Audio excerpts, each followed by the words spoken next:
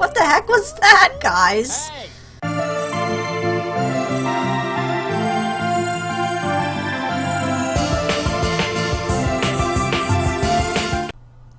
Greetings and salutations, viewers. I'm StarPrincessHLC, and welcome to episode 5 of the review of Pewdiepie, starring YouTube's favorite sweet with over 43 million subscribers, with the help of YouTube Red, Skybound, and Maker Studios. He's getting scared by real-life horror games, and it's crazy, it's wacky, it's interesting. Is it worth it? Well, hopefully you've been checking out all the other reviews I've been doing thus far. So, without further ado, let's begin with the next episode of the series.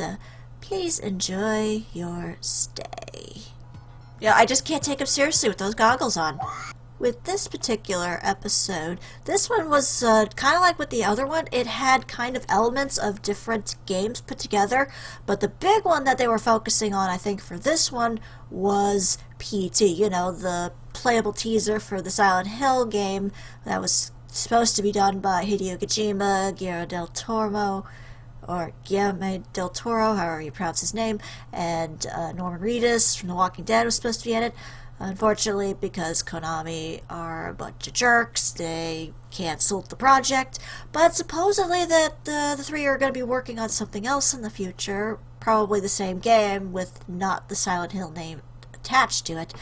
We'll have to see what happens with that, but definitely I got PT vibes from this particular episode of Scare Pewdiepie. Oh yeah, bloody fun! Oh my god, it's a woman behind a curtain! But in this particular episode, like I said before, it is very much PT-esque. They first started out by acting like, oh, the audio got messed up in the last episode, we're going to have to shoot it again. But of course, with this camera crew and such, you know that's not going to happen. And instead, they throw Pews into this strange little scenario where he's constantly looping through a hotel.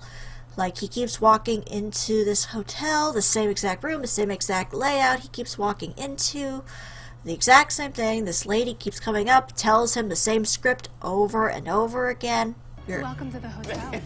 Hi!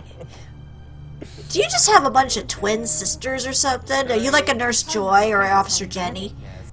But pretty much it was like PT. It did have a bit of a Outlast vibe to it in a certain part. I'll get to that in due time.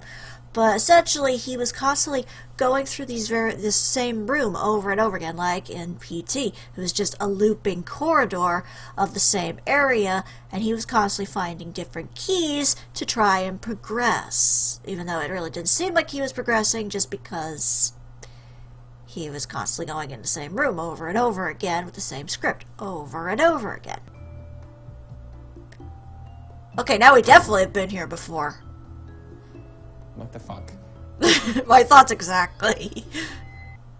But no, just like in PT, there would be like small little things that were changed. Like one point there was a cleaning cart, and he had to find the key actually by digging through essentially a bin full of maggots. The maggots showed up again. I guess they figured, well, we had a bunch of them in episode 2. How about we use them some more? So he's digging through that, trying to find the key. Oh, Ew. Nasty. non-cheeky Nando's, right? They also decide to pull the little trick where you have to get the key out of the toilet. Well, in this case, it was filled with maggots instead of just whatever else that's usually in a toilet in a horror game. Oh. That's just not cool, guys. Well, in some horror games you do have to go in a toilet to get a key. James Sunderland, everybody. There were a few unfair moments when he was looking for the key, but fortunately they had there was a lady there who kept coming in and being like, please enjoy your stay. She would constantly spat out this same exact lines every single time, essentially. A few times I think I caught her like trying to not break character, like giggling almost to herself about Pewds' reactions. I sure hope no one else gets murdered. She's losing character a little bit. She's kind of stumbling on some of the words. Make your But she also helped out at the points where it's like, he didn't know where the key was, and she would just be like, oh, that's unusual, and she'd show him where the key is. So that helped out as well. But a lot of times, Pewds seemed to be able to find it on his own. Oh. How was he supposed to know that was under there? Come on. That was mean.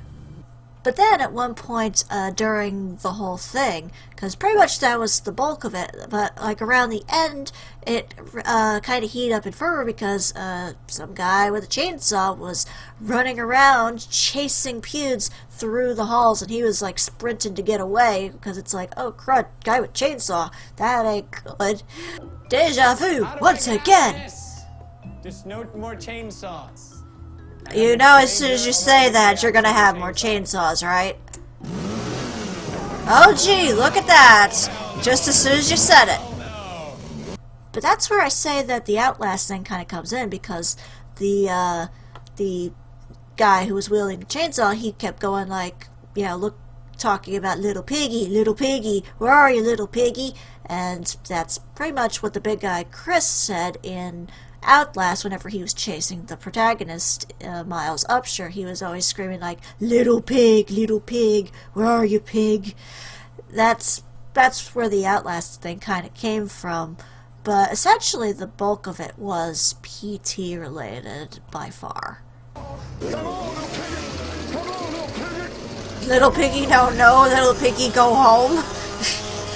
One thing I did notice with this particular one is, I don't know if it was intentional or not, but for some reason the girl's voice kept getting a weird kind of reverb, like whenever she talked. When you hear her say like, please enjoy your stay, it would have like this little crackly sound to it. I don't know if that was intentional or if they put it so as time went on her voice got more and more creepy sounding, or if it actually was an accident that they never fixed in editing. But it kind of worked a little bit with it. It just kind of was sometimes a little hard to hear her. But overall, this was really a really well done episode, I have to say. I was quite giggling from start to finish, watching Pewds freak out and have to run away from the chainsaw guy. It was quite entertaining. Oh, that's a new thing! Hi, chainsaw guy!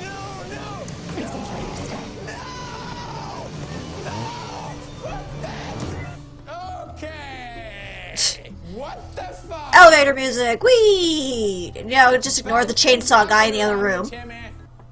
Obviously, I guess, effects-wise, there wasn't really much to go with other than the fact that they built the set, and it was just a hotel setting. There wasn't much to it, but it was still interesting that they managed to build this entire area, and the fact that they were able to make it so that it was a looping corridor like that. That's pretty clever. I'm not sure how they did that, if it was like the entire set was movable or something, I don't know. But that was pretty cool how they did that. So props to the set designers for doing that. That was pretty clever. I don't know if you're aware. Oh, what are you talking about? We totally were in this room last time. Don't you remember? Are you forgetting things, Pewds? Pewds in this one, I think, was getting a little bit annoyed just because it was like the girl kept giving him the same lines over and over again and wasn't entirely helping him. Half the time he had to do it all himself. Although he was quite happy when he found the little doll Timmy. Timmy showed up again in this one. I guess he becomes a bit of a staple now in this series. Well, sort of. Something tragic happens to Timmy at the end. No, Timmy! They killed the doll for no good reason. But no, overall, this was really entertaining. I still feel like episodes 2 and I think episode 2 thus far has been the strongest episode, although 4 and 5, they have definitely been upping the ante a lot with it. It's definitely stronger than episode 3 and way stronger than episode 1. But, you know, overall, it does seem like it is getting better over time. I still feel like episode 2 is the stronger one, but I don't know if it's just because Pewds had someone to bounce off of. It might be a different scenario with him by himself. I think soon we're coming up to an episode where he's gonna have more people collabing with him on it, so I'm excited to see where that one's gonna go.